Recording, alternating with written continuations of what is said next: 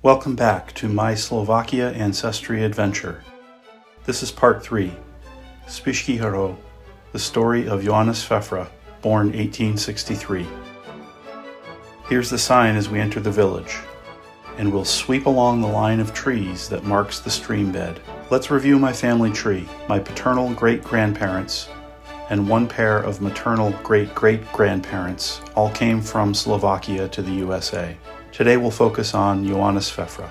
Importantly, notice that although he is my father's father's father, he had a different surname than mine at his birth. But this is not as straightforward as the Rumen to Roman type of change we saw in the last episode. Here we cross above the stone bridge, one of the village landmarks that we'll look at more closely later. Let's dig into the 1863 baptism records from the Spiš diocese.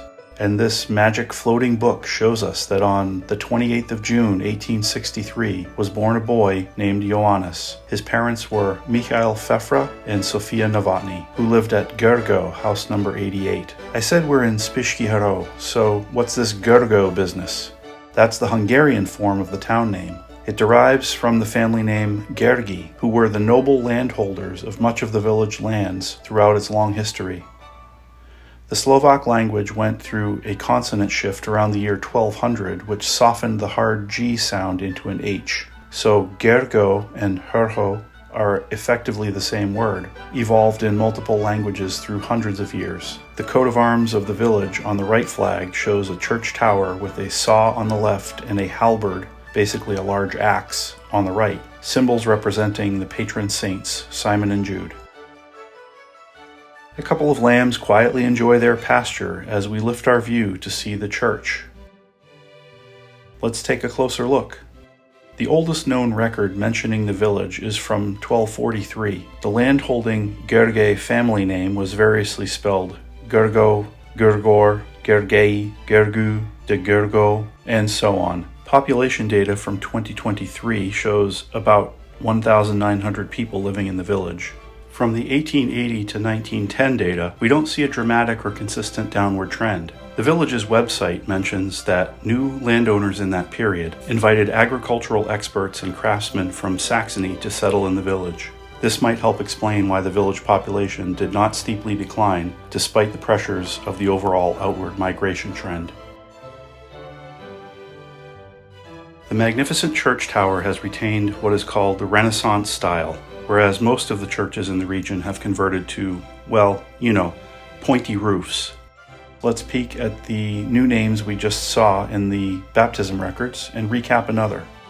The Latin form of the name Michael is Mihai in Hungarian, Michael in German, Michal in Slovak, and Michael in English.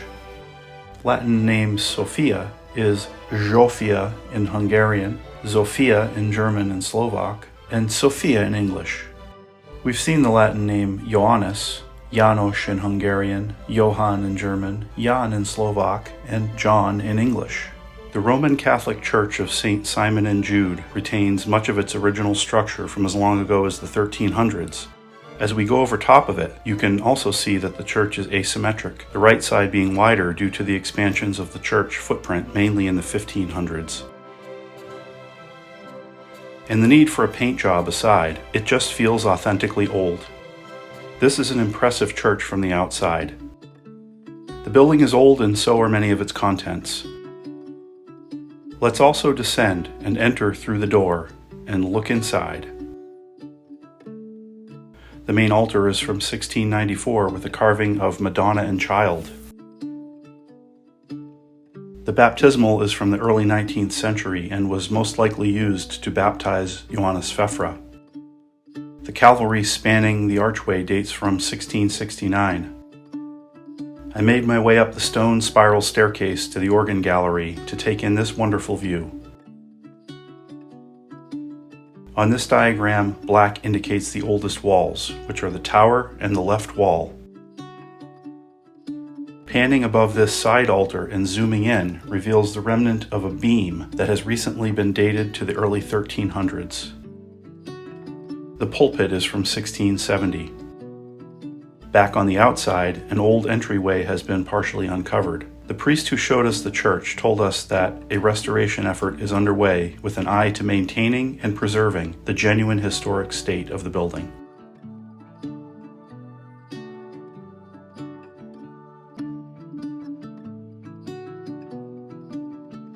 The next big event in Jan Fefra's life was the unfortunate death of his mother, Sofia Fefra, maiden name Novotny, in 1865. The boy was less than 2 years old.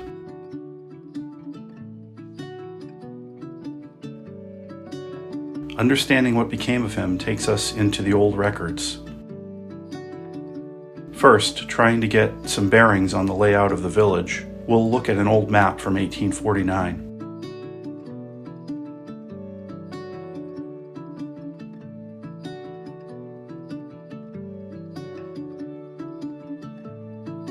To transport ourselves back in time, focus on the church, on this triangular intersection, and on the large manor house that we'll talk more about later. Now the scene blends into the old map, showing the location of the church, which is still standing, a bell tower in this corner, which is no longer there, and the manor house, which had not yet been built. This is another map from 1869. Let's zoom into the center of the village, then pan over to the stone bridge we passed above at the beginning of the video, and finally pan over to this interestingly shaped structure. It can be seen here in the distance and from a roadside view.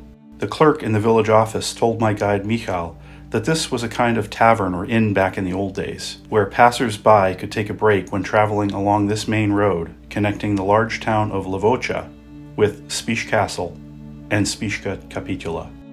The stone bridge, or Kamenný most in Slovak, was built in the 19th century as part of an improvement project for the road network. Originally built with foot traffic, horses, and wagons in mind, it is standing the test of time, with cars now driving over it regularly. Well, the old maps are interesting, but they didn't give us any Jan Fefra clues. But luckily there was a census taken in Hungarian lands in 1869. Hrhov house number 88, the domicile of Michal Fefra and Sofia Novotny Fefra, in Jan Fefra's 1863 baptism record, now shows Michal Fefra with a new wife, Maria, maiden name Malaga, and a son named Jakub, but it doesn't list Jan Fefra. What happened to him? I said there'd be a surprise in part 3, and here it is. It took a lot of sleuthing to find this out, but to condense it down, Sofia Novotny had a brother named Jan Novotny. They were both born in the tiny village of Rožkovce, just up the hill from Spišský Hrhov, as seen here. This sign points the way, but entering by drone is so much more dramatic. This was a small farming community with only 14 houses per the 1869 census.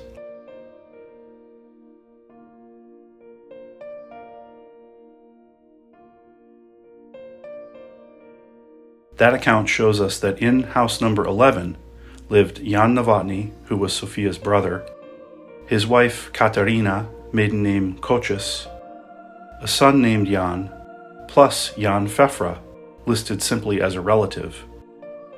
Also listed are a son-in-law Michal Razus and his wife, their daughter Maria.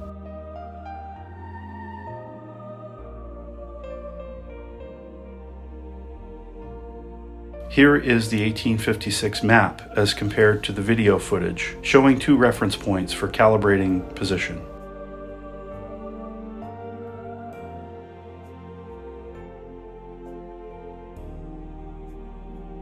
The 1859 land book lists Johann Novotny, since that land book was in the German language, owning house number 11, corresponding to plot number 417. As we approach the upper end of the village, we'll again transition into the old map to show that property location.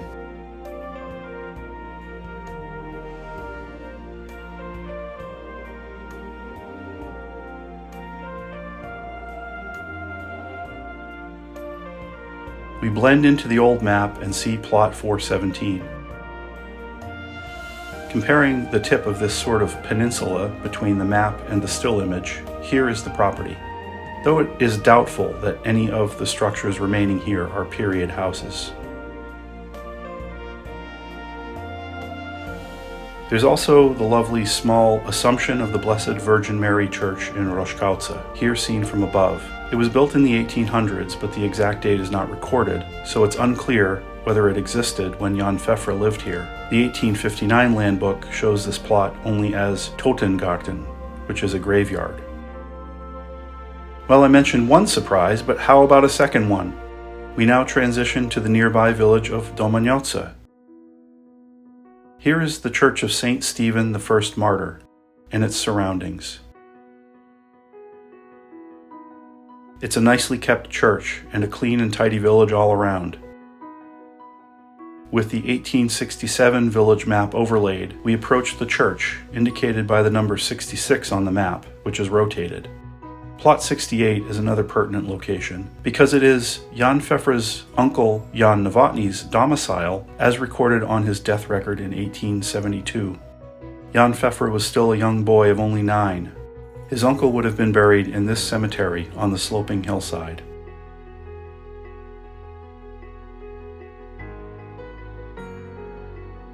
As we make our way over the top of the church, I'll mention that there are indications that the family moved from Roszkowce to Domaniauce in 1870, just after the census was completed. Domaniauce was also the hometown of Michal Razus, who was listed in Roszkowce house number 11 in the census. Remember this connection to the Razus family, as it will tie back into the story later.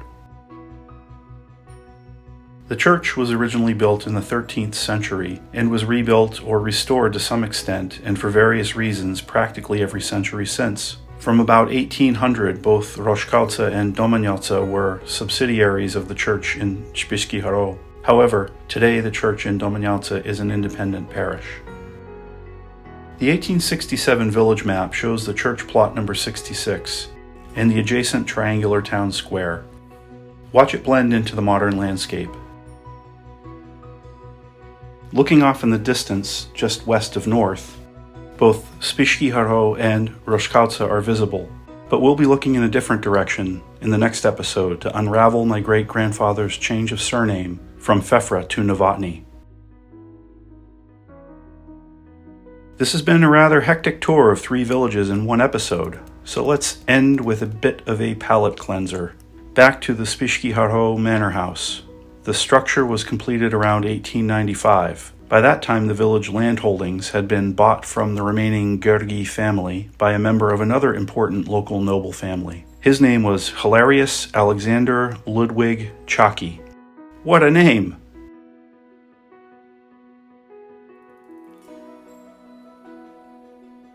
Let's take in a few views of the structure, with copper roofs and endless ornate decorations all around.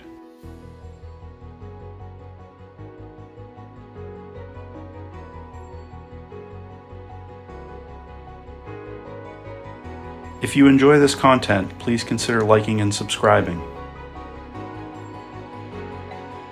Once again, I must say goodbye for now. Next time we will pay a visit to Hrhov.